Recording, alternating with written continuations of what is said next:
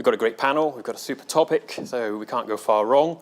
I could talk about this stuff for hours, I could interview any one of these for hours, but we'll try and keep it tight and try and, as soon as possible, open up things to the floor and make it a bit of a discussion, and see if we can inch towards a sketch of what the future holds post-Brexit. What are the opportunities and challenges? There was a list of who we are up there, and it just said James Millar for me, so I probably ought to explain that I'm not just some random person who's walked in. I make the podcasts for the UK and a Changing Europe. I'm a political journalist, and I write books about gender, so, you know, perfect candidate for this, I would say. Then I might say that. We're joined by, let me introduce the panel. They'll speak for about 5 minutes, and then, as I say, we'll open it up. At the far end, we've got Swee Leng Harris. She is Head of Policy and Public Affairs at the Legal Education Foundation. And that is an organisation which is all about how the law is made, which is obviously quite a big part of Brexit. So hopefully she'll provide actual facts about what's going to happen. Next up is Claire Fox. She's Director of the Institute of Ideas, founded the Battle of Ideas Festival, which is on next month. That's the Barbican, is where it usually is. 13th and 14th of October. Yeah. Established essentially to challenge established orthodoxies is the shtick. So, yeah, we'll see what established orthodoxies she wants to challenge on the Brexit front. And finally, Gina Millar, philanthropist, city slicker, campaigner on the subject of democracy, transparency and Brexit, author of autobiography Rise, and last week launched End the Chaos, which is a group aiming to lay out the facts about Brexit and cut through all the nonsense, which is a noble and huge aim, it's fair to say. So let's try and do that ourselves this afternoon and start with Swee Leng. Thank you very much, James, and thank you very much to UK and Changing Europe for the invitation to speak at this excellent event. So, as has been indicated, I'm certainly not an economist, and you will not get any kind of economic forecast from me. And the sort of points I'll be outlining do not relate to Brexit being a good thing or a bad thing. It's not about being pro or anti-Brexit. It's focused rather on how laws are made in the UK and how that is changing, has changed and will change as a result of Brexit. Because the way I see Brexit is very much as a constitutional moment for the country, one that requires the constitution of the UK to change, requires the processes for lawmaking to change, has already changed them, and will continue to change them. So obviously a lot is not known about what the outcome of Brexit will be, but certain things we do know. And one of the biggest things that we know at the moment is, of course, the EU Withdrawal Act. So that, of course, spent several tortured months making its way through Parliament and is, in a sense, a mini constitution for lawmaking in the UK in the context of Brexit. So that was the act that was going to retain all EU law whilst repealing the European Communities Act, but also gave the government powers to adjust the law to change things that are necessary to change. So the obvious example is that EU laws tend to refer to EU institutions, which is probably not going to be relevant to us once we're out of the EU. Consequently, all of those references need to be changed to the new institutions that will take care of those regulatory functions.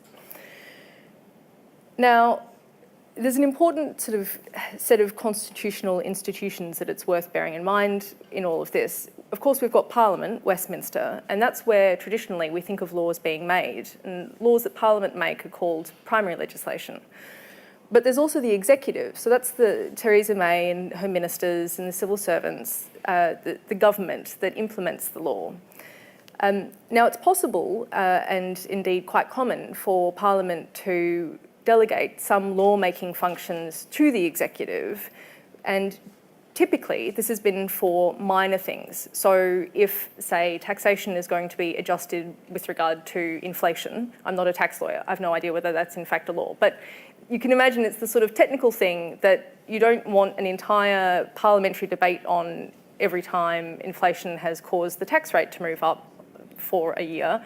It can just be implemented by the executive.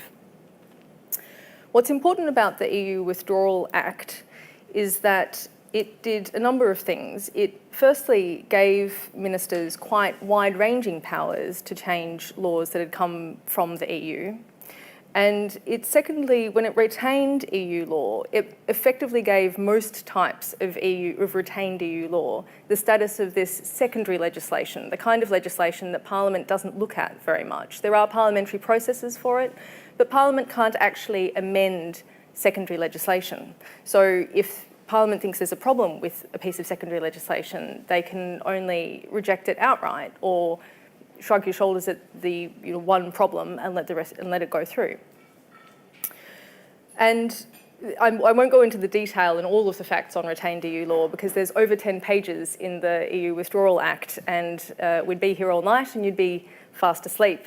But really, what the bottom line is that how laws are made is going to change. Now, that's obvious because we've, up until now, had a lot of laws being made in the EU and that's been an influence on UK law. When you take that away, what replaces it? And the answer under the Withdrawal Act is there will be a lot more executive lawmaking powers, a lot more of ministerial lawmaking. And that means that organisations and people who engage with lawmaking need to shift how they operate because it's no longer sufficient to simply watch what's coming into Parliament and engage with MPs and peers. You also need to be paying careful attention to the new delegated legislation that ministers are proposing, the departments are proposing. And there's added complexity for that because at the moment it's very hard to find where those laws are. Each department says on its own website the laws that it's proposing or that it's making, and it's rather than a one-stop shop, there's actually, I think, some 13 or 14 sites you'd need to monitor, and I certainly don't know how. So this presents a number of challenges and opportunities, as the title of this panel, I think, suggests. Obviously, there's the challenge that things are changing and things will continue to change with the withdrawal agreement bill. I'm not going to speculate on what it will provide, but the white paper that the government released clearly said that it is going to have some significant constitutional provisions, including, not unironically, some amendments to the Withdrawal Act that we already have.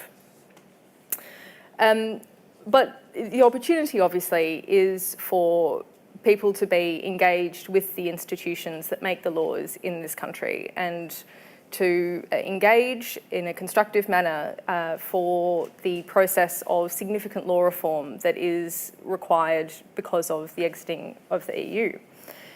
And in terms of the equality laws that are have been the focus of a lot of discussion today, and associated laws on women's rights. And obviously, not all laws on equality have come from the EU, but many have. It has been an influence on UK law. And it's really up to the UK what happens to those laws going forward, whether they want to be strengthened and improved, or whether other considerations mean that you might want to change them for different working arrangements. And similarly, in terms of funding, I was very pleased that the last panel mentioned the Shared Prosperity Fund consultation coming up. That would be another opportunity in terms of mainstreaming equality principles into how funding decisions are made. If you want more information on that, I recommend looking at a report that the Equality and Diversity Forum published quite recently in the last few months. And finally, I'll just touch on the settled status process, because for an event that's on gender, I haven't actually mentioned gender issues. But I don't see Brexit as a gender issue necessarily, but there will be differentiated outcomes from Brexit. And the perfect example of this is the settled status application process that will be applied for EU nationals and their families. Now, of course, it's the same process for everyone, and in that sense, you can see it as neutral. But one of the things that people will need to show is residence, and one of the easiest ways to show residence will be through HMRC records. And if you've been economically inactive for a long period of time, it's going to be very difficult to demonstrate that you meet that requirement.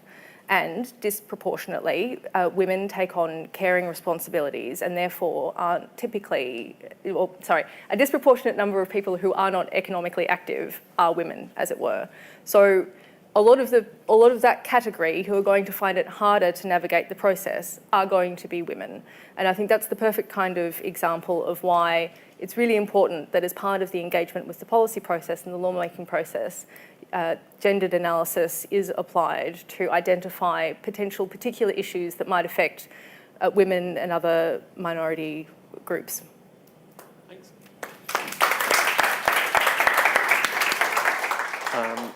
Okay, Claire has decided to challenge the established orthodoxy by bringing along, 40 pages of speech? No, it's all right. I've put it to one side. I'm just going to glance down, don't worry. I've been here most of the day. I had to go out and miss a couple of sessions. But at the start of the day, the argument was put forward that the issues around equality for women, but also marginalised groups, were completely sidelined in the Brexit election, that was in the Brexit vote, and that was a problem. And I actually think the opposite happened. And so before I look forward, I wanted to kind of loop back to what I think actually occurred. For the first time in an election, it seems to me that marginalised groups felt that their vote mattered, that they had a voice. In fact, it was the only time that there's been a democratic election in my lifetime where the vote really would make a difference, and everyone was urged to vote with that in mind. And equality in many ways was central to the whole issue, because what we were told was it didn't matter whether you were a care worker or a mechanic, a hairdresser, an aristocrat, a business leader, each vote was the same. And I think that generated far more political excitement than sometimes we've heard in the room today. My experience in the build-up to the referendum was of people becoming entirely politicised by the process, that you went to the school gates, you went to the pub, it didn't matter where you went, everyone was talking about the referendum. And I think that Lisa McKenzie reflected some of this in her contribution in the last session. I don't actually think myself that Lisa implied in a way that people were kind of reacting in a negative way, expressing their kind of visceral hatred or of the unfairness that they suffered. I experienced this as a much more positive argument and discussion and vote, in fact, around values and all the issues around sovereignty. Now, I don't want to rehearse the whole thing again, but I wanted to kind of put that on the table. I also think it's important because there's been a lot of discussion here that women are going to be the victims of the economic fallout of Brexit. And I think, again, it's important to understand that the vote was not based on the economy. People who voted Leave voted despite the catastrophic economic forecast that we were given before the referendum. You know, nobody thought I'm going to leave and get richer, despite the fact that everybody now wants to say, oh, they were conned into thinking this, because actually we were all told, actually even in that leaflet that we were all sent round by the government, that there was going to be an economic financial cost to pay. And I think that people took that risk and decided, regardless, that they would pay the economic cost because they were making a statement, a positive statement about democracy and control and so on, the things you're familiar with. So at its heart, I think we've got to understand Brexit slightly differently than we've been discussing here today, because I think it's a relationship it's about the relationship between people and power.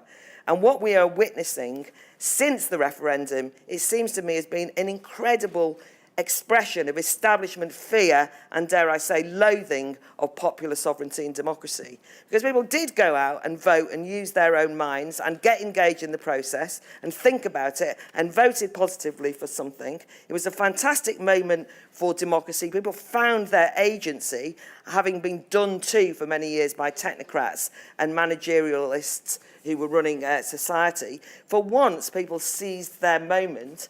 And can you imagine what it feels like if you have gone out and done that positively, you as a marginalised person, you as a woman who maybe has not been involved in politics before, all these kind of millions of people like that, you went out and you thought, my vote counts for something. And what's more, to everyone's surprise, my vote actually won, right? That was a bit of a shocker from the locker, right?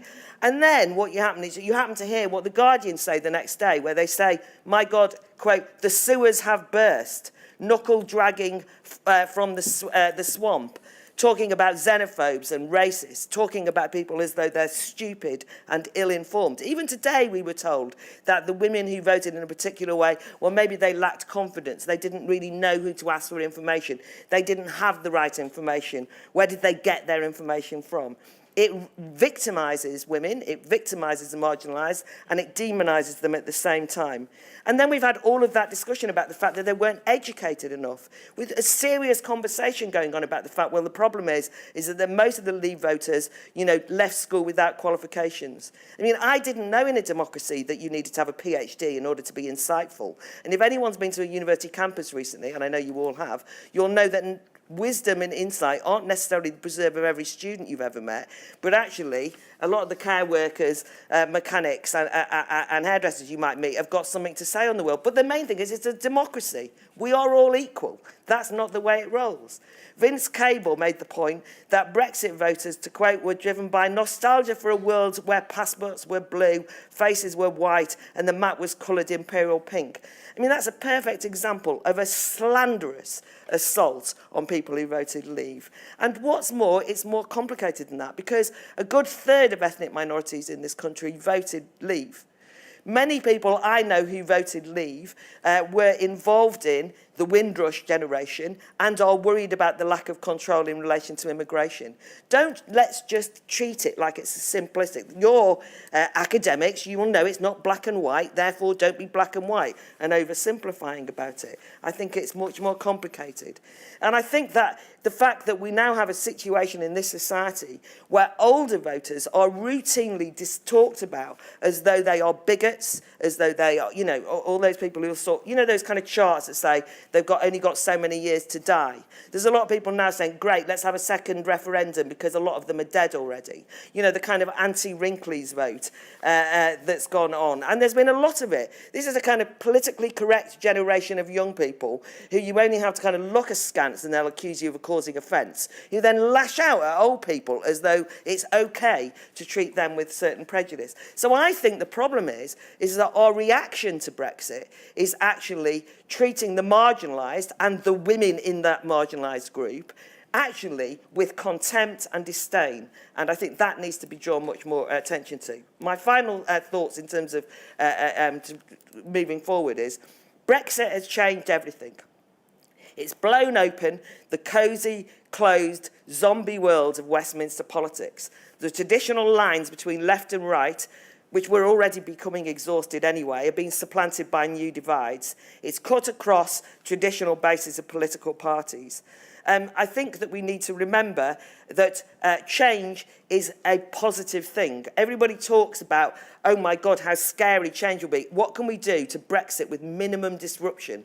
Well, let me tell you, if you want to be a revolutionary, and I say that in the metaphorical sense, women only became equal by enacting change, revolutionary change that shook things up and nothing was ever the same again.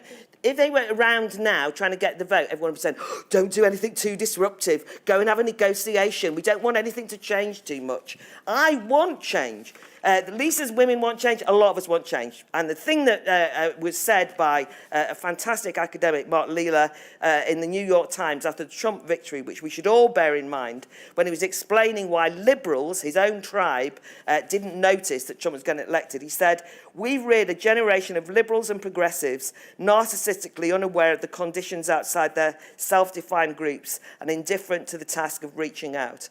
I think there still is too many echo chambers. And the fact that this event even talks about how you can educate people who voted the wrong way, as though that was the problem, I think is very dangerous. I think the women who voted Brexit did so knowingly, willingly, and you should not betray what they did, because they won, and you have to get used to it. Thank you. Well done. I think you challenged the traditional orthodoxy there. Gina.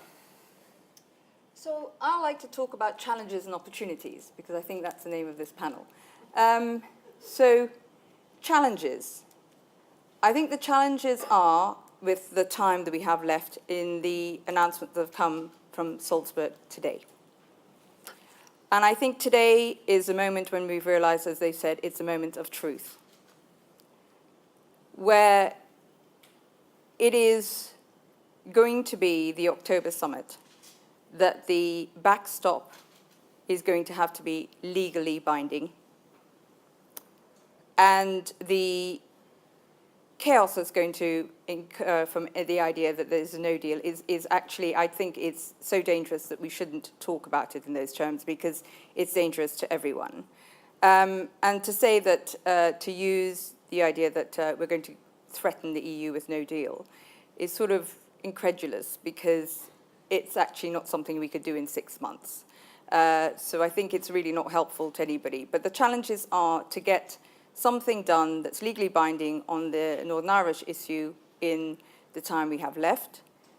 It is challenging to replicate the agencies and the legal framework that we would have require in the time. I think it's a challenge for infrastructure, because this is not about what is possible in the future, it's how do we get to that future. Because if you think about being a member of the EU as being you joined your local gym, instead of building your gym at home, we decided it was cheaper not to have that infrastructure. So to put it in place will require talent, time, money. So it's not possible, it's just, is it possible in the time we have? If it's a no deal, then it's no transition. If it's a deal, then it's 22 months. So those are the challenges. It's the time we have left. Can we make it legally binding for the Irish border issue? The other challenges, I think, from the point of view of legally, is nobody quite knows what that actually means. Because we have, it's very difficult to think about it as just switching a light switch off and leaving. Because actually what we've done is we've intertwined ourselves legally for 44 years. And I feel I could just give you one example. If you're a manufacturer and you have a contract with someone you're selling to in the EU, say you're one of the 145,000 businesses that only deal with the EU, only export to the EU, and your contract says that your contract is on something called a deliverable price. Therefore, you've made a contract which says you're going to sell this good at £10. You are now going to have to sell that good at £10 because that's what's in the contract for the long term, even if your overheads go up, even if you now have the administrative burdens that the government says this is all possible if you hand it back because the businesses will be in charge of the administrative burden. They won't have to do it. So how are those businesses going to be able to survive with a new profit margin that could mean that they're no longer viable? Because remember, they can't get out of the contract. It's not one of the terms. Increase in your overheads is not a term that can actually break your contract on deliverable price. That's just one example. So those are some of the challenges, just to touch on. The opportunities, I actually think there are quite a few really great opportunities, however Brexit is resolved. And I think there is going to be, ironically, we are the only member of the 28, because we haven't left yet, who have no written constitution. And I think we will have, and it's actively going on, about codifying some of our constitution. I think that's a really good thing. I think it's a really good thing that we will be talking about policy being made just in Westminster, in the bubble. I think devolution of policy and finance is a really positive thing, and more federal powers are going to other regions that will then mean that they're not invisible, unheard, unrepresented. I think are really positive things. I think it's very positive that we're going to also look at the way politics itself is actually operating. And is there something, in a much bigger question, not just for the UK, but for many places where we're seeing a rise of populism, is our view of democracy outdated now? Is there something that sits between direct democracy and representative democracy? Somewhere the phrase that's being used, and I'm very much involved in this, is deliberative democracy, where we have something like a jury system on major issues where people are selected on a year and they're consulted. These are really big, transformative. This is what change should be about. Change is not about arguing who's right or wrong. Change is not about putting a plaster over. It's about actually combating some of the deep-seated problems that's, to my mind, that politicians have ignored, whatever their colour, of whichever tribe they come from, and have just pushed it down the road for somebody else to deal with. So I think there are opportunities to deal with some of the really big issues after Brexit because a light will be shone on them. So I think there are many opportunities, but the challenges still remain. And until the challenges are resolved, because, as I go back to, no deal means no transition, or if it's a transition, it's only 22 months. When those issues are resolved, then we can go to the opportunities. I think they can't happen necessarily together. I just wanted to raise one thing, Suelen, you've stole most of what I was going to say, you've so brilliantly said. But there's one thing I just wanted to add on the view on women. Because if all the focus is on controlled immigration for just high-skilled workers, actually a significant number of women are already being classed as low-skill. And I know that this summer, women have been leaving and have not been granted permission to stay. I know that families are being separated already. I know that people are choosing to go. I know it's leading to divorce because you have, for example, a French husband and an Italian wife. The wife saying, I don't want my children to grow up in the UK. And the husband saying, but I'm staying here. This has been my home for 27 years. So they're splitting. These are things that are happening now. The human cost of all of this is something I think is being hugely ignored and hugely underestimated. And anger and blame does not take that forward and does not diminish the pain that people are feeling right now.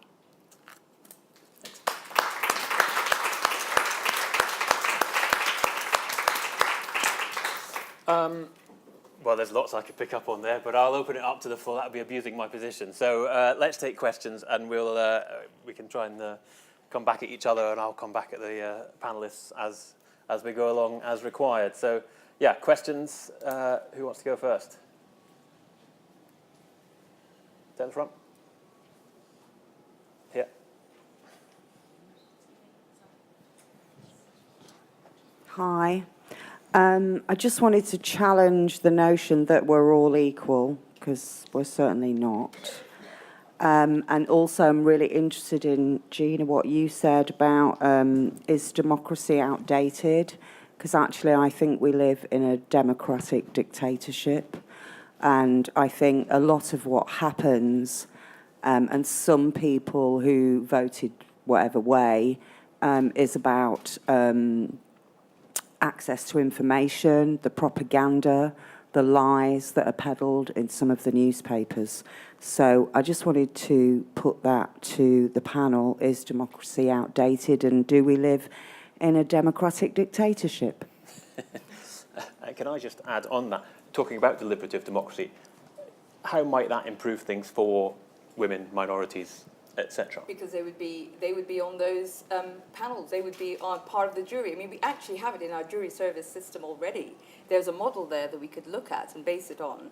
And there's a lot of work being done internationally on this, but it's a way of ensuring more diverse voices, actually, a part of policy making. And it's about access. So you have access because it would be regionally put together, so you wouldn't just be in Westminster. It's actually an incredibly exciting notion that you actually have more access, more equality, and more diversity. Swee Leng, do we live in a democratic dictatorship? Is your understanding of the law and Parliament suggest that might be the case? Well, I'll take a slightly different part of the question and think about whether democracy is outdated. And I wouldn't say that our democracy is outdated. I would say that the Constitution, unwritten as it is, has often been praised for being flexible and able to adapt, and it's had various innovations over the centuries to cope with new circumstances. And the difficulty of Brexit is that it has really shone a light on a number of pinch points in the Constitution. the one example is devolution, that there is a lack of institutional relationships to facilitate dialogue between the devolved nations and the centre. And the fact that the Scottish Parliament did not give a legislative consent motion for the EU Withdrawal Act, but it was passed nonetheless, means that one of the constitutional conventions about how devolution is supposed to work is already very tenuous. It's been breached, as it were, and that doesn't have legal consequences, but it does have political consequences. It has, in a sense, democratic consequences for how people feel about whether their views are being represented. So I would say, I don't know whether, I don't think that the democracy is outdated, but I do think that the Constitution could do with a bit of a polish. Claire, sounds like a question for your battle of ideas. Is democracy outdated? We're doing that one, don't we? Thought you might be. You're absolutely right. We're not all equal, but one of the great gains of progressive politics historically was the universal franchise, which gave us equality at that one moment at the ballot box. Of course, it doesn't mean real equality, but that was an important stepping stone to at least an abstract recognition that we should be treated the same despite our social backgrounds or education or ethnicity and so on. Which is why I object to the fact that now we've had a vote that people don't like the outcome from, they start to say, well, you weren't that equal, were you? Because the people who voted one way were educated well enough and didn't understand it, were misinformed and were at the hands of propaganda, which I think is a kind of a one-sided view of it. It was interesting because I did a lot of talks before the referendum, and I did talk quite a lot of talks at universities, and a lot of the university students I spoke to were going to vote Remain and were very clear about Remain, but they were not always as well informed about the EU as you would have thought. In fact, hardly any of them knew anything about it, but they were very keen on voting Remain because, as they said, no, I'm a globalist and I believe it, I'm an internationalist and I'm an anti-racist and I love travel and, but it was all kind of very general kind of virtue signalling stuff. Fine, I'm not even criticising them. But for them to turn around and say everybody else was ignorant, because I also experienced quite a different thing, which is what I'm trying to say. Is, I went to visit my mum in a care home, and I'm from North Wales, which is like 100% Labour area kind of thing, voted Brexit largely. And the care workers also, I walked in one day and they all said to me, they'd seen me on the Sky News or something, they said, oh, we're just having a row in the staff room about tariff controls. Can you come in, please? Now, as it happens, I didn't know anything about what they were talking about because they'd done their research. And that was what it was like. That's the bit I think people are missing. People had done their research. And then one of them says, we're having a family conference today. Jim's off Googling this. Josie's here doing that. And we're bringing it all together. And we're going to sit and look at it and decide what to do. People did not, despite this idea that everybody thinks that people kind of bought the Sun, saw a bus, heard Farage speak, and moronically went out and did something that they were told to. That is actually... That's what I was saying. That's kind of slander. It's not what happened. It's what people think happened. Whereas my experience was the other way around, which is many of the people who voted Remain were not well informed necessarily, but nobody ever says they weren't. They were only ever talking about one group being the victim of propaganda. I'm very nervous, by the way, about this kind of deliberative democracy model. Or, let's put it this way. When you sort of say, the problem of democracy, why is it that we've only discovered the problem of democracy when the votes haven't gone the way we wanted them to? Popular sovereignty is hugely important. It was a major gain. The idea that the politicians are answerable to us, the people, is not some right-wing, alt-right Daily Mail moment. It was what the basis of feminism, the basis of equal rights and civil rights movements were based on. That was what it was all about. And now suddenly we've all decided, democracy. I've heard, you will have read, people saying, democracy, maybe we should look at democracy again. You think, what are you talking about? People sort of saying, not everybody's well enough informed to make very complicated decisions. We need deliberative bodies in which they can be trained appropriately so that they can come to the right decisions. If you don't recognise that sounds something out of the words of the Chinese Communist Party leader, I don't know that's what they say. They say, we've got democracy, but we kind of just make sure that everybody's well informed, we bring committees together, and then we can all sit round. And of course, they do get the trains to work on time, so maybe they've got a point, right? I believe in democracy, which is messy, and means that my fellow citizens don't always do what I want them to do, and often vote ways that I don't agree with. But it's called democratic rows and arguments. That's what we're about. And we've lost faith in the demos. That's what's really happened. And I haven't, but I think that we shouldn't, because it can lead to some very illiberal conclusions. Okay, question. Can I just pick something up there? Yeah. The deliberative democracy movement actually started back in the 1950s, so it's actually not something that has been talked about just now. And the idea of looking at a codified constitution and the devolved powers, there's actually been a conversation that's been going on in the 90s in particular, and started being talked about then. So these are not things that have come up now. And if you're like me, a complete geek, and read Hansard as my bedtime story, you will know that the eroding of the use of primary legislation to secondary legislation, the fact that in 2014 to 2015, the Henry VIII powers were used 96 times. This is not something that I have jumped on, or in my side I've been jumped on. This is something I've been pretty passionate about for a very long time. And then the other point I want to raise is this idea that, this whole idea of elite liberalism. So let me think. If you're somebody who has worked for everything you have, and you have made yourself up, lifted yourself up, and you are then successful, have you then just lost your voice? Because I thought it was about equality and access. At which point do you no longer have the right to speak because you've been successful? I think it's very hypocritical to say that equality works when you're coming up, but not when you're up and you might want to go down and actually be responsible. So I think that it really is unhelpful. I think a lot of the anger is unhelpful in a lot of these discussions. Okay, we'll get into discussions. Lots of questions coming. We'll take 3 this time and then another round. There's 2 ladies at the back and this fella here. We'll take these 3 together and then I'll take the other ones next. Hi, my name's Nina. This is directed mainly at Claire. So I find it quite insulting or quite general to say that Remainers thought that Leave voters were stupid.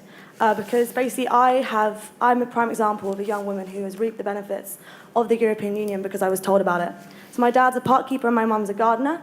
Without the European Union, I would not be where I am right now.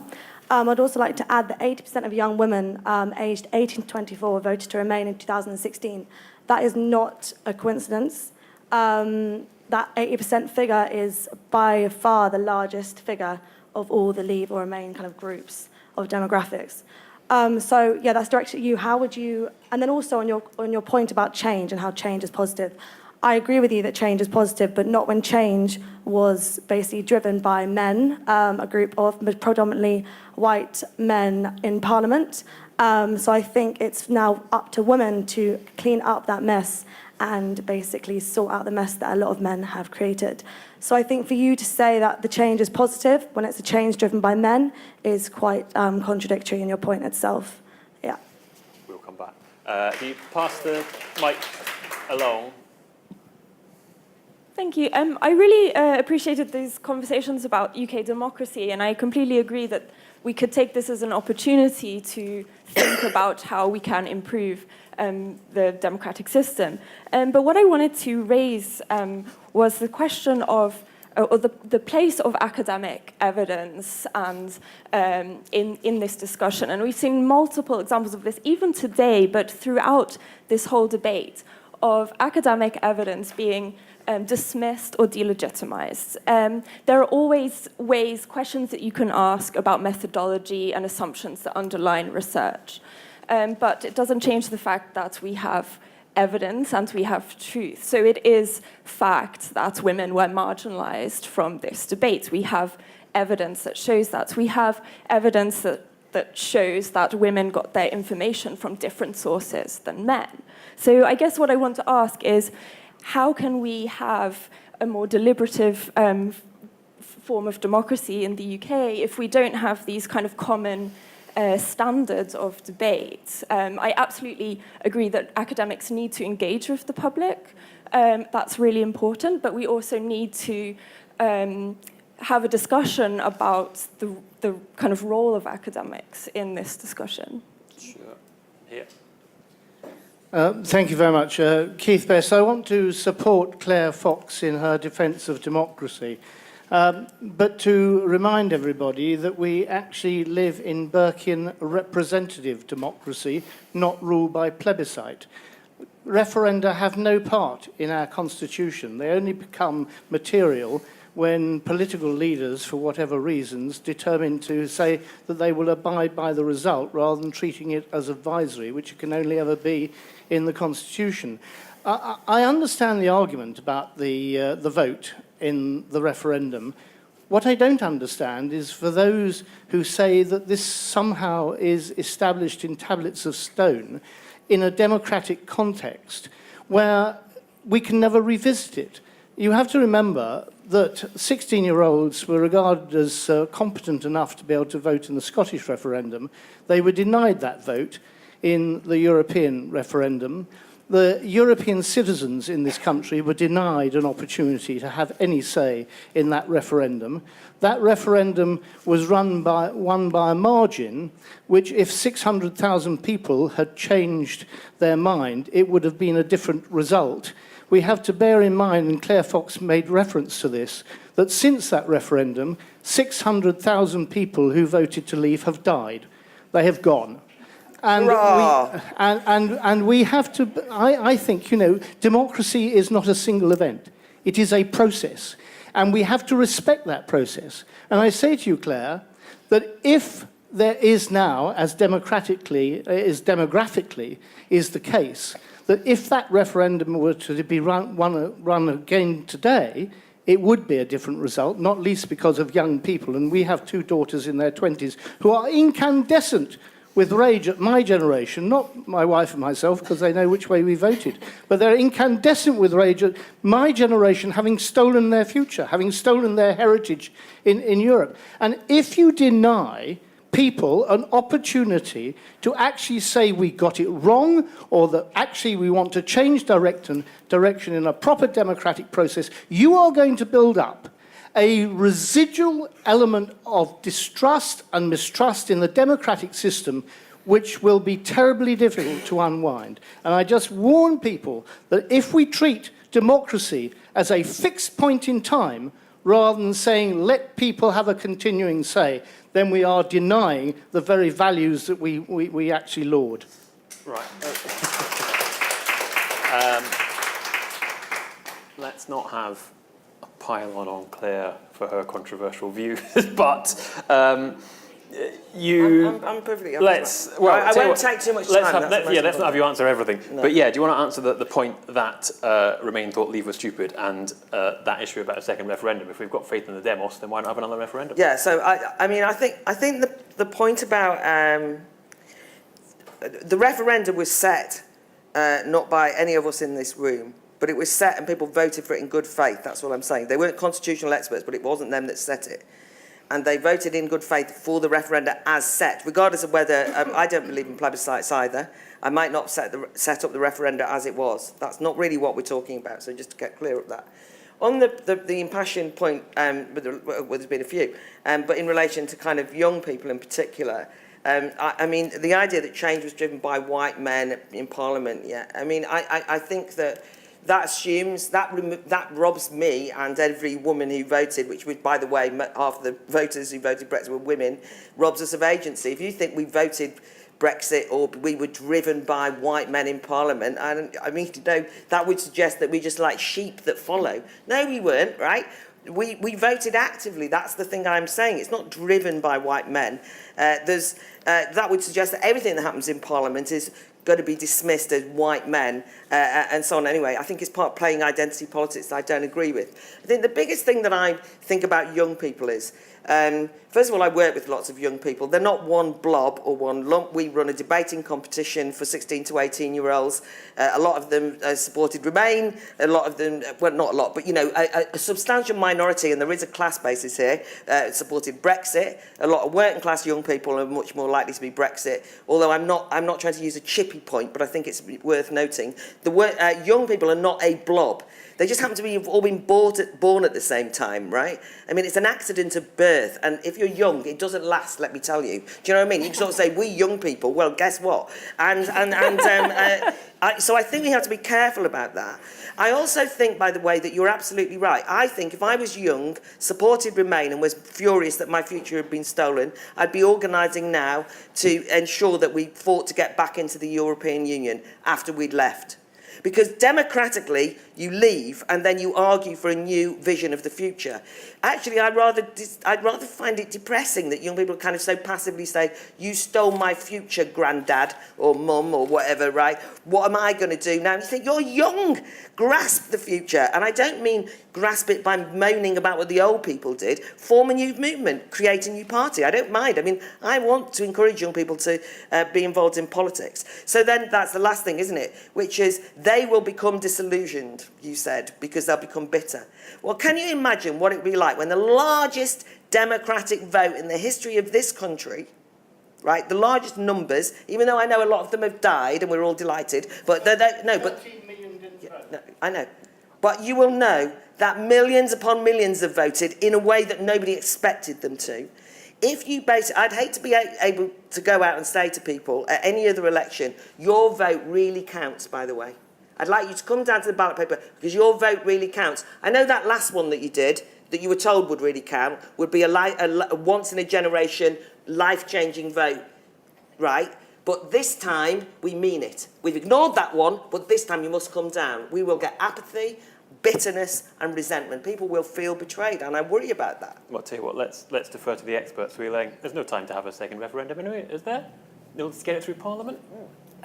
I suppose as an academic question, it might be possible to extend the Article 50 process, but there would be... Which Theresa May's ruled out. It's not really a legal question so much as a political one of whether you could achieve the sort of consensus needed for that kind of an extension amongst the other members of the EU. I don't think I've got any sort of answers for the really interesting question. I think just the on Blomkirk's paper that came out 2 days ago probably is the thing that people should read. Just on the Burkean representative democracy. Well, we don't have a constitution, right? So you can do what you like with the constitution because it's, you make it up as we go along, don't we? Kind of, yes. I mean, if the UK wants to decide that referendums should be part of its constitution, then that's sort of up to Parliament. That's, as I understand it, how parliamentary sovereignty works. But I would say that one difficulty I think we're seeing at the moment is that Parliament is as flummoxed by Brexit as many others are. And, a key question has been whether any deal is capable of getting through Parliament or any no deal is capable of getting through Parliament. I mean, I think a lot of the institutions and the Constitution of this country are under strain from these circumstances. It's difficult. It's complicated. Yeah, ain't it just?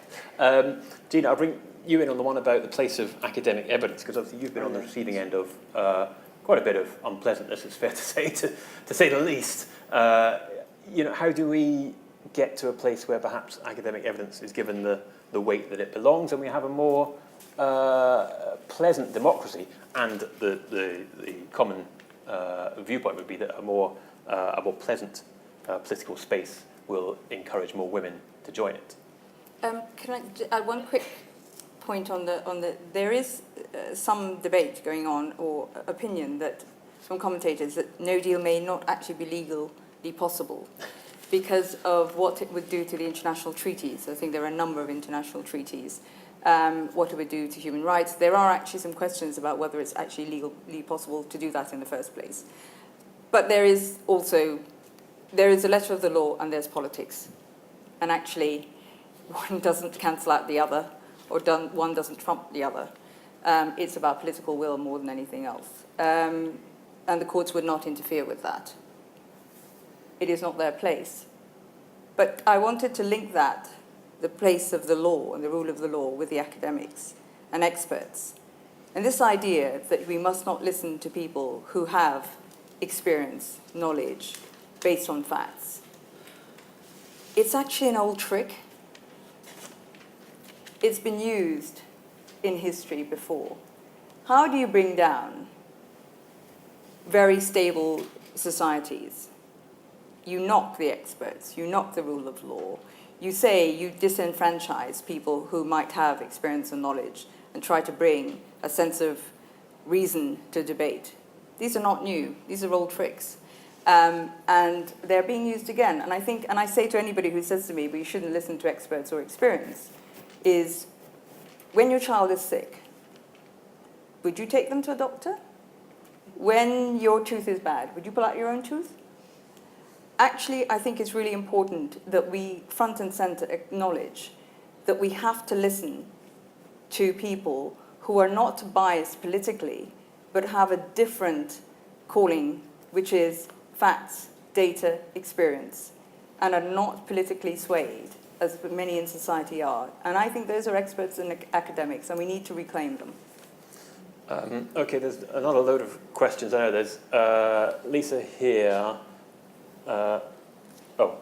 Okay, let's go here first, and then we'll go to Lisa. And then we'll go Vicky at the back. I'd like to defend young people. In my opinion, they probably are better informed than many of their elders, including academics. And the organisations like Our Future, Our Choice, and For Our Future's Sake are not sitting back and waiting and grumbling. They're getting on with it. And in my opinion, they're more outlooking, outgoing. They're often not monolingual, which most of us are. I'm not, actually. So I don't think you can blame them for not getting off their butts and doing something. Secondly, I would remind everyone that the referendum was not called for the public good. It was called to save the Tory party. And in addition, everyone talks as though we now have a representative democracy, whereas a lot of debate concerns the method by which we vote, the binary system, and the fact that our system effectively disenfranchises very many of us. I think parliamentary democracy needs a lot of discussion, and the deliberative democracy is well worth considering. My worry is, with what we've got now, how do we get from here to there?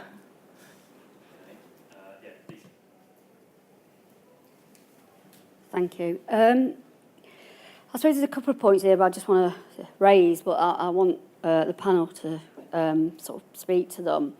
I mean, I'm an academic, and my research, I've done research. I've been researching I do ethnographic research, and I've done research with working class people for the last 15 years. I gave a presentation earlier about the results of my research. So, is it because is my research valid? Because it seems here that nobody's, no one's engaged with that research at all. When I've said having a second referendum would be a poor choice because of the research that I've done, people are not engaged with that in this room. And I think that's the problem. And what I want to go back to here is the voices who get heard. And the people that I work with are people that have spent their whole lives never being heard. So, and I'm going to put my cards on the table. I'm an anarchist. I didn't vote.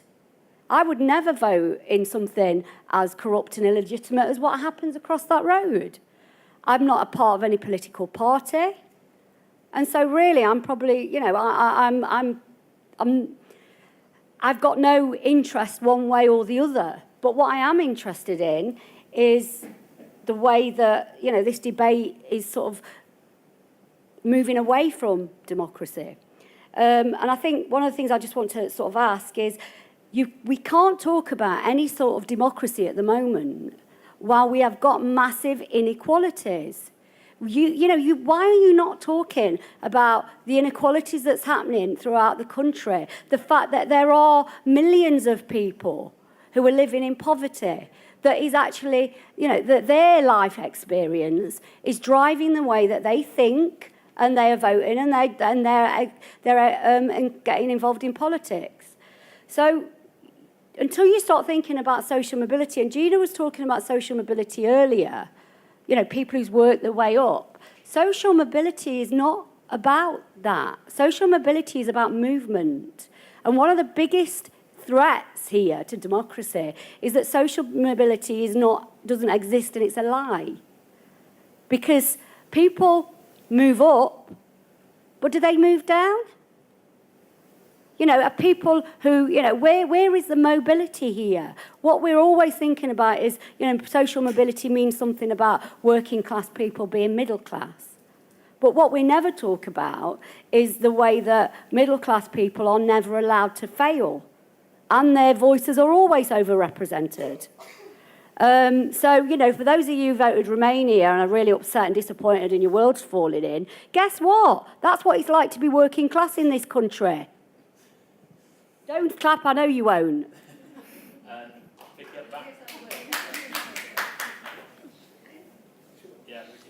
Hi, Vicky Price. Actually, it was quite interesting, that last contribution, because what the evidence is telling us is that quite a lot of the votes to leave the EU came from people who were really upset about the impacts of austerity on their lives and the fact that wages have really not recovered since the financial crisis, rather than a deliberate thing to say it's the EU's fault. It was something against the elite, and that's what they did. So we need to bear that in mind. And I do agree. So first of all, we need to look at the evidence of all that and why it is that people voted in a certain way when we're thinking about what happens next and what we need to do for them. And the reality is that because of Brexit and the fact that the government has spent all its time worrying about this rather than anything else, and the fact that they've had to cut and cut and cut continuously since the referendum, means that a lot of those concerns that were just expressed are simply not being met. And that's a real danger to our democracy, in fact. The second thing is I do perfectly accept the concern about referendums, because I do think, for example, if we were to go out now and ask people whether they wanted to reinstate capital punishment, they probably would vote to do so. What do we do if that were to happen? Do we accept it as a binding conclusion? I think we probably would want to rethink. And the final thing, really about running another referendum, or whatever it is that it might be. The fact that it's considered to be undemocratic really jars with me, because do remember, we all voted, and of course Theresa May says we're not going to have another referendum for some reason. She thinks that she can decide it herself, rather than go back to Parliament and ask. But the interesting thing is that we had an election in 2015. She was then, somehow or other, because of the vote, managed to make herself Prime Minister. Well, she could have carried on being for quite some time. She managed to get around the fact that it was supposed to be a 5-year parliamentary term, and called an election because she wanted to reverse what the population had voted for. If somebody just goes so blatantly to help herself and holds another election, completely ignoring what all these men and women had voted for just 2 years earlier, just to help her and her position, and actually it failed to a point, then why not another referendum? Okay, Gina, do you want to take on the issue about social mobility? Again, it is a gendered issue because you know, women particularly are suffering at the lack of social mobility, which I think the evidence suggests there is a lack of social mobility at the moment. How can Brexit help or not? Well, I have to apologise because I wasn't here for your session. And I'm really interested in your research, because I think one of the saddest things about what we're doing at the moment and this whole Brexit thing is that all the issues that need to be addressed are not being addressed. And I'm not saying that just sitting here in me because it's the right thing to say. I have spent the last 15 years setting up projects in some of the most failing parts of the UK. I actually was involved in funding and worked with Bernardo's on Rochdale, identifying what was going on there. My work has been in some of the most failing communities, and I think what doesn't work is that when people have achieved financial mobility, they actually forget where they came from, and they forget the responsibility, and actually that they could go back and be part of the solution. And that's a real shame to me, that it doesn't then feed back down. And I think that would be really, really helpful. But I don't think any of us in this room can possibly understand or begin to understand what it's like to have no hope and no future and think that you're being ignored. I just can't, I don't think any of us can possibly. No, I'm just saying the rest of us can't. Yeah, we can't. So therefore we should be listening to an expert like you. We should be listening to somebody who can translate for us what that means. And one of the saddest things, I think, is as a country, as a United Kingdom, is that actually we have the biggest north-south divide of any European country, and we shouldn't have that. But I think part of the solution, I see it, because I think it's opportunities and challenges and opportunities we're talking about, is that I think that if Brexit goes ahead and it's a hard Brexit and Westminster simply doesn't have the bandwidth to deal with basically it replacing Brussels, because that's more or less what will happen, is that more devolution of policy and money will go to the regions that really need it. And maybe that's a positive thing, that some of the issues that have been ignored will actually be addressed, and that social mobility will actually be front and centre in a lot of more local decision making. So I think that's a positive to take away from it, but I think everybody should be reading your research. Swee, Leng, do you want to pick up on the point of how we get from here to there, and also the issue of the voices that get heard? Because perhaps, is there an opportunity post-Brexit for Parliament to change in a positive way to make sure people do get heard and to sort of be more flexible? Are there opportunities there? Yeah, I mean, I think there's definitely the opportunity that, you know, Brussels is, although geographically quite close, in a lot of ways very remote, and there is the opportunity with sort of decision-making coming back, as it were, to the UK for greater engagement. And I think, again, touching on something that was discussed at one of the earlier panels, there has been a galvanising of civil society organisations, which has been very heartening, and there's been real engagement with the EU Withdrawal Bill and issues like delegated powers, which, you know, 3 years ago, many sort of academic experts thought were just niche, dry issues that the public would never be interested in. I think in terms of, you know, social mobility, the law obviously has enormous limits. It's not, it can't kind of solve social inequality. I do think, though, that equality law can help, and proper implementation of welfare benefits, for example, making sure that people do in fact get the benefits to which they're owed, that they're entitled, access to justice. Those are, you know, bits of the picture, but I think I certainly can't give any answers on social mobility in terms of the broader economic questions that it raises. There is a problem with access to law and justice, though, if you don't have money. It is a massive problem that does need to be addressed. No legal aid. Yeah, the lack of legal aid is a real problem. Okay, Claire, do you want to address austerity and anything else you want Well, to? I wanted to talk about academic evidence, because I can that. see that that's kind of important, especially for here. I mean, I think it might be a little bit disingenuous to say that academics are politically neutral, having sat here all day, and generally. But, you know, I'm not even saying you should pretend. I don't think because you're an academic you suddenly suspend all thought of politics. I wouldn't want you to. But therefore to sort of say, oh, well, we've got academic evidence and therefore it's obviously kind of like the truth is dangerous, because I don't think that's right. I do understand the concern about, you know, post-factual and post-truth and people just, you know, conspiracy theories and people saying, no, I saw it on the internet, it must be true. I mean, we're all concerned about that. And despite that, and I don't want to rerun the Gove controversy, but I wanted to just try and sort of say what I think has happened, because I think that one of the aspects of increasing technocratic rule from politicians kind of Blair years onwards, really, the kind of managerialism, was to basically kind of ring fence off more and more decision-making from accountability to ordinary people and voters by hiding behind the evidence. So, you know, the number of times that I'd do debates and there'd be some politician waving a kind of PhD thesis saying the evidence shows, as though that was enough to close down the debate. And I think that academics, that's not academics' fault, but academics kind of got drawn into this kind of, this is the truth, this is the proof. We no need to discuss it, here are the facts. And so I think that there's a danger that a lot of academics have done a deal with the devil there. And I also think that in the end, even when you know the facts, in a democracy, you should then be able to, you know, decide what you think about them. Because even if you know, you might not agree with how you interpret them and how they should be put into policy, put it that way. I also think confusing facts and evidence with truth is dangerous. I mean, you know, thousands of years we've been searching for truth. The idea that kind of one academic research paper is going to give you the truth is wrong. But think about the context of democracy, which is that if you say, well, the academics know the truth, then you might as well suspend democracy, because then they say, well, they know better than you do. But Gina rightly pointed out that, you know, if your children were ill, right, you're not going to kind of put it out to a referenda, right? Or you prefer to have somebody who knows something about children's medicine. But, you know, that's a specific expert on children's medicine. You're not going to give it to a kind of aeronautical engineer. So it's not just like experts are experts, right? And when you're having a decision about the future of society and where it should go democratically, you know, there's nothing that makes an aeronautical engineer or a children's medical doctor know any more than the demos, as it were. That was what I was trying to say. And by the way, the demos are all of us. We're not making a kind of crass point about poor people, but I'm saying all of us, right? That's why you have a democracy.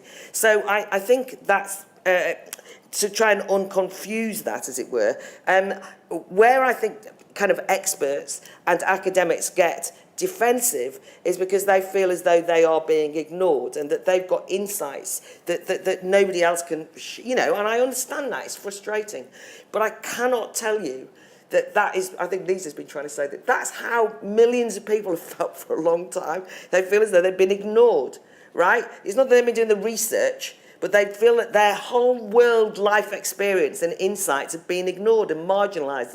And as you know, it's frustrating, isn't it? There's nothing worse than being an expert in something. You know all your life ploughing into this, and then people come along and go rubbish and tear it up, right? Well, there's nothing worse than being a whole millions of people and people then just dismissing your experience as being ignorant and manipulated and all the rest of it. I just don't think it's got anything. It's not poverty, by the way. I just want to stress. The experience of the mass of people in this country, while millions of them are poor, I don't think Brexit is just a poverty vote. It's been treated with contempt by a technocratic elite who basically think you are not to be trusted to run your own lives. And that's been the nature of technocracy in Europe, and I think there's a rebellion against it everywhere. Called populism because it's popular by those people who are not popular, so they demonise it as populism. Well, there's some points I'd like to come back on, but I'm the chair, so I can't. Let's have a quick... You should. All right. No, I don't think there's an academic in the room who would say they know the truth. That's not how academia works. They claim to know the best possible answer right now, and they're always willing to listen to more evidence to change that answer. I think to suggest that academics claim to know the truth is slightly unfair. But, you know, maybe I'm wrong. Maybe an academic's going to answer the question and say, no, I do know the truth. We've got time for one last round of questions. So there's 3 across the middle here, and if we can be fairly brief in the answers, we'll get finished on time. I agree with Claire Fox. This has been a seismic change in our country. But what we have with our current democracy is stalemate in Parliament, almost stalemate as a result of the referendum. Having churned everything up, which I think you say is a good thing, it has certainly made all parts of our community, from the very wealthy to the people that Liza was talking about, we are thinking about our country. We are thinking about politics. And that, I agree with you, is an excellent thing. But how do you think we can go from here? If we don't have enough, I put my hand up, I do think the people should decide, given that we've all been churned up. What is your vision for getting us back to getting some sort of democracy to the people? Okay, and there's one just in front. Hi, just to pick up on that, in terms of seismic changes, I'm interested not just in what this means for the UK, but also what our vision is for the rest of the world. And in particular, if we're looking at trade agreements, there was discussion earlier about trade agreements with the US, where the power imbalance is in the US's favour. We're also going to be looking in the future potentially at trade with countries where the power imbalance is in our favour. And what does that mean? There is a strong risk, I think we all recognise that we could end up with trade agreements that exacerbate inequalities, including gender inequalities, in other parts of the world. Letting us do business, make profit at someone else's expense. How do we protect against that? What vision do you have, and what specific work is being done to try and guard against that kind of exacerbation. Okay, and the last one in the middle here. I just wanted to say to Lisa, I have very much, listened to your presentation and I've really liked it and I definitely engaged with it. And when you said that we shouldn't be, telling those girls that you've worked with, you shouldn't undermine the vote. I just wonder, in relation to the discussion we had about democracy as well, you said that they've never voted before. Is it something to do with the question that was asked? Is it something to do with the fact that in other, in normal votes, they didn't feel like they have a say? Is it something to do with the democracy, the way we ask people, and we don't feel, those questions, we do not feel our vote will matter just with this vote? The difference was the way we asked the question. It was a simple question, yes or no, and I would take what you said and take what you talked about in relation to the democracy. Should we rethink the democracy, like you said, and ask a question in a different way to ensure that we feel like we can answer the question, we understand the question, everyone understands the question, and everyone understands what they vote for. Okay, they're great questions to finish up with because they sort of sum everything up. Vision for the rest of the world, we've talked about gender and Brexit in terms of Britain, but yes, of course, it changes our place in the world. Should we rethink democracy and where do we go next? I think it's a very good final question. Do you want to go first, Gina, on those? The idea of even thinking about how we do trade deals is so enormous. Because I go back to one of my earlier statements, it's the time. The average, if you look at some of the work done in the US, the average time for a trade deal is somewhere between 7 and 22 years. The Canada's, for example, trade deal, whilst it's quoted as it was done in 7 years, it was actually 20 years in the making. So I think, but then governments change and politicians change and then you have to restart again, so it's never the same people at the top. Trade deals don't happen just overnight, but it's also this idea that we are going to be masters of our own destinies in a way, because we're going to go from a club that's got 28 members, us being one of them, to a trading club that has 164. We're then going to be part of other international, because actually the move of the world is to go to a harmonization of rules and regulations, not a divergence. And so, this whole idea that we won't be part of anything, we actually will be part of lots and lots of different agencies. So it's not that we won't have, we'll just have a different sort of voice, and that's what I'm concerned about, is what sort of voice, where will our voice be in the pecking order, as it were, whereas at the moment it's quite a significant voice. And we are actually at the table and hugely respected for our expertise in drafting a lot of the legislation, and we very much have been part of that. When it comes to the exploitation of other countries, you just have to look at what China is doing and to Africa. Exploitation is there, and it's something we have to be very, very mindful of it has to be part of the consideration. It can't just be about economics, because actually, one of the things that's said very often is that we went in to join the EU for economic reasons. So are we going to then have that same mindset as we go forward to make other trade deals, that it's just for economic reasons? Or are we going to be looking then at the whole gambit of security, peace, the environment, what it means to rights, what is the driving force? Because if it's that same mindset, it's about economics, then we will do harm. Claire, do you want to take on, either what next, or we've kind of covered, shall we rethink democracy? Let's do where next. Yeah. Paint me a roadmap of, a lovely Brexit future that's great for everyone and how we get there. Well, I think that the question about stalemate in Parliament is well made, because I think that where we can see we're going is that Parliament's fracture from the country is now quite profound. I don't know what that means, but if you think, I don't know what it will lead to. But you can see if 75% of MPs voted, or if the majority of MPs voted Remain, if you see what I mean, I think it's 75%. If all the major parties argued for Remain and then the country didn't, if you see what I mean, something's going on. And you can see the kind of fracturing of political parties. So I would anticipate some very big changes. Now, I'm not frightened of change, but I don't know I don't know what's going to happen, and I know that all change is not good. I'm not sort of like, but I do think that the mainstream political parties are falling apart. Basically, that's what I'm saying, and it's brought to the fore trends that were already there. I mean, it's not that. It's a consequence of and exacerbated, but not the cause of, if you see what I mean. So it's interesting times, as they say, but I think it's a dangerous situation when Parliament, I of course support parliamentary democracy, but that's not the same as the parliamentary MPs kind of ignoring the wishes of the country or kind of not getting it, or not even understanding it. Right, what I think, somebody very rightly pointed out to me that I'd unfairly said, you know, Remain voters, and I'm doing the very thing that I hate, but these things are shorthand. Most Remain voters, by the way, do not, you know, have never called anyone a racist. Most of them are shocked that there's a kind of Remain camp. I mean, they lost and they kind of knew and they just thought, fine, you know what I mean? I mean, I don't mean they were happy, but I mean, they are not like Remain as in, you know, continuity Remain. And by the way, a lot of Brexit voters are not Brexiteers. So I'm making the point. Absolutely. I do not think that every Remain voter is metropolitan elite, and I do not think that every Brexiteer is direct. So I know all that, right? I think that what I was trying to explain or describe was the visceral shock of people who've not voted ever before in their lives, or thinking that they'd had this success and won the referendum and been delighted.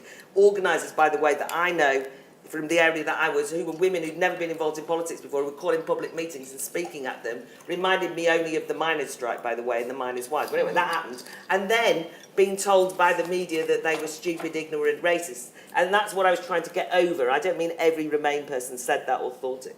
So where I think we need to go is to start listening to each other, is to show each other with a modicum of respect, to recognise that our fellow citizens voted in good faith on all sides. I mean this to all of us. And that we should actually talk more. It sounds like I'm a member of Relate or some therapy moment. I mean, the reason why we have the Battle of Ideas as a festival, and this is not just a plug, but it's what we're about. No, but it's a kind of about thing, is we've got to, you know, stop seeing each other as the enemy, right?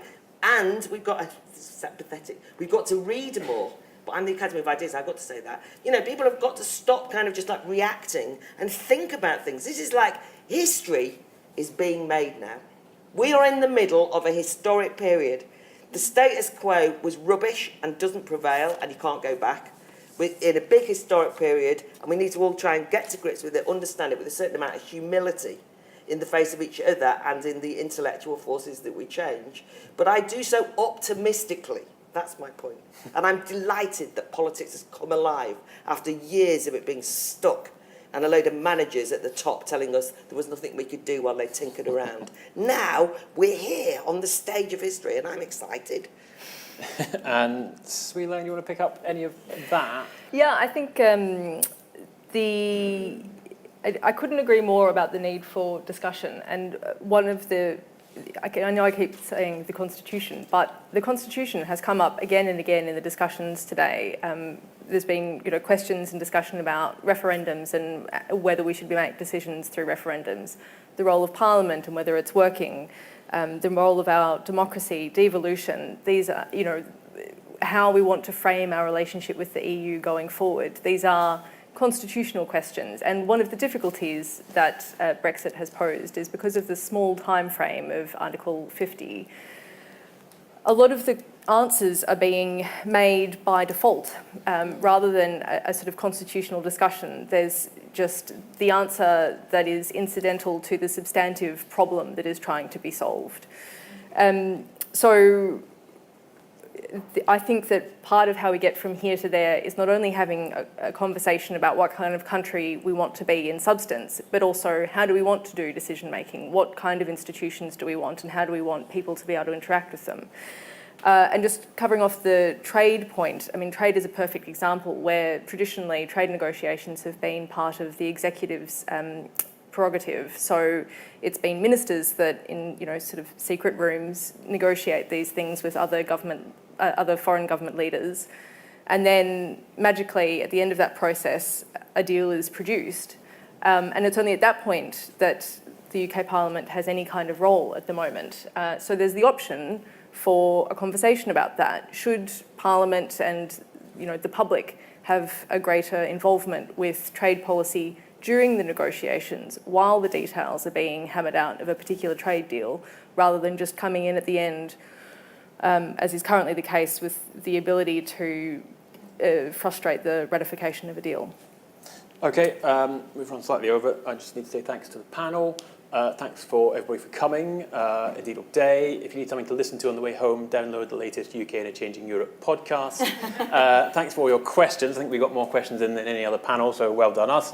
And yeah, if you could all show your appreciation for the panel.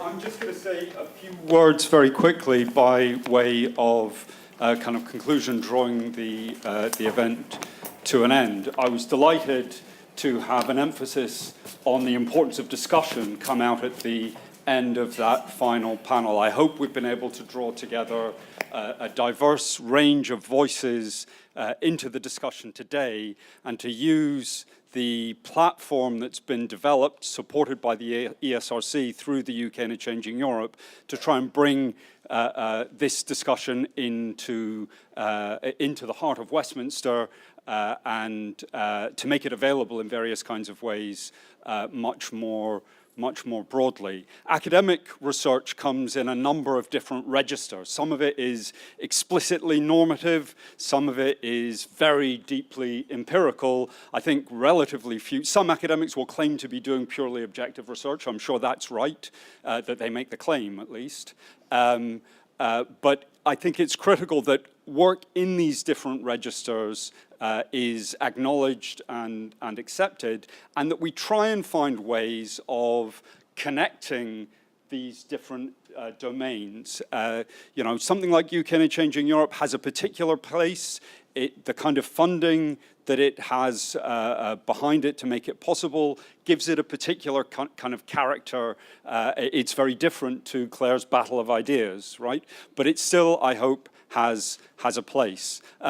That having been said, you know, it doesn't happen without any effort. Right? The effort may be very clear to all of you today, but I think it's important to acknowledge and thank the work of the people who work here in the QE2 Centre, the people who've done the AV and recording and photography, to thank the UK and a Changing Europe office team who've put in a huge amount of work to make this happen, particularly Lizzie and Becky, who've been pivotally involved in all this work. I'd like to thank all the panelists, all the chairs, and finally I'd like to thank Roberta Gorina, who's played a role effectively co-organizing this whole event, and without whom it wouldn't have been nearly as good as it's, I hope, turned out to be, certainly as much as I've enjoyed it. So I'd like to thank all those people again now.